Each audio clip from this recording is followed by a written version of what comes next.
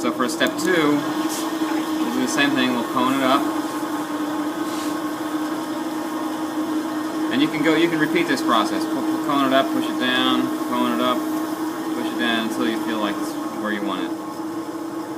But this time, instead of making it low and flat, this is going to be a taller shape. So we're going to leave it. We're going to leave it a little bit taller. Same steps. Widen the base. Oh, nope. What did I do wrong? I said something wrong. We're going to open it up first. So find the center of these two fingers. I'm really using kind of the backs of my fingers, or maybe it's the fronts. So that's... I'm sort of gently pulling back. See how it sort of has a little bit of an angle. And then we're going to widen the base. And the reason we have it wrapped around the top and the outside right now is because we don't want it to rise up. We don't want to have a thin wall at this point. So I'm just going to pull it down a little bit, and I'm only going to widen it a little bit, maybe to the point where my second finger is over the center there.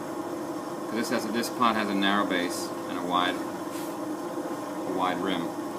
And to claw in, that's you're going to bend your fingers, and it goes down like that. So it's hitting here, the clay is, and between these fingers. And then my thumb is just sort of on the outside, and this hand is sort of here as a guide.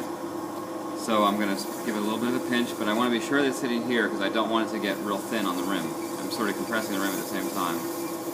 And I'm pushing in a little bit with my bottom finger.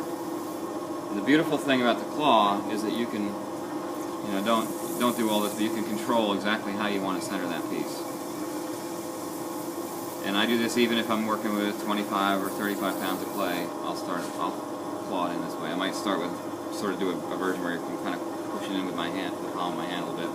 But ultimately I'll still grab what I can and claw it. It's a really great tool. It takes a while to master.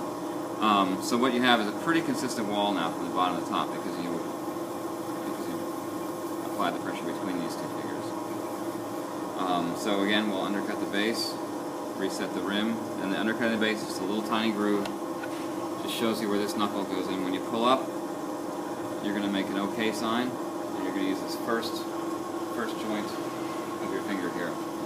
And again, my hands are still locked in. Because the wall's not too high, I can sort of my hands can touch bases here. I'm going to use this middle finger to pull, give it a pinch.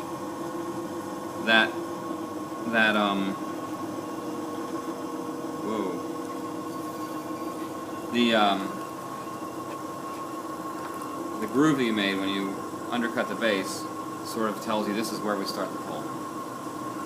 So, we'll do it again. Undercut the base, reset the rim,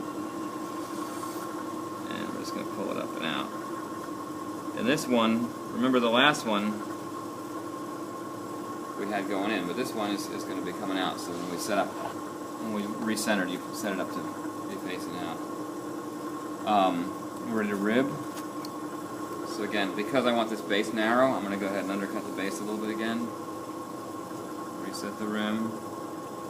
Bring a little bit of water to it. Doesn't need much, just a tiny little bit.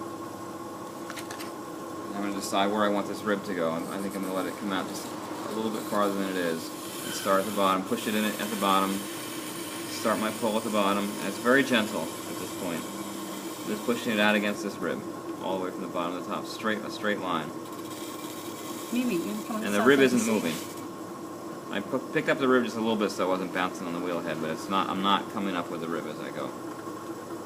Later, when we start working with more clay, you'll be able to shape it out with this rib and then bring it back in. But you'll pull it all the way to the top and then move up with it. So to get the habit of that, we're just start, and we just want to do this one time. And because this is going to have a bellied body, I'm going to make these two just a little bit out of order. I'm going to bevel the foot. Usually the beveling the foot is the very last thing you do before you cut it off. I'm going to go ahead and bevel it now, because for two reasons. It deforms the inside just a little bit, and you want a bowl to be really nice and smooth on the inside. And also because it'll be harder once you belly it to get in there and do it. If you have a smaller one of these, it's better, but this will work. And this is where we introduce these two tools. And it's a really nice way to get sense of tension in the pots, and again, a really nice skin. So this tool is sort of behind the inside one a little bit, and slow the wheel down when you center it. I'm going to push it out at the top. See how it's moving out? And I'm just going to push this down in there and give it the nice round edge of this inside tool. And I'm going to move the belly up just a little bit. And here's where you can just sort of decide how you want the pot to be shaped. But you definitely see how nice and round that bottom is. You want a nice round bottom in your bowl. That's essentially it. I'm just gonna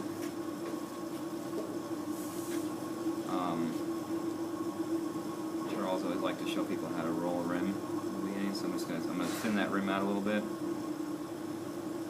Sort of roll it around. Tuck it in. The ribs is something you can play with, and it sort of changes again. That's a very, to me, that looks like a very different pot than it did when that rim was really came to a point.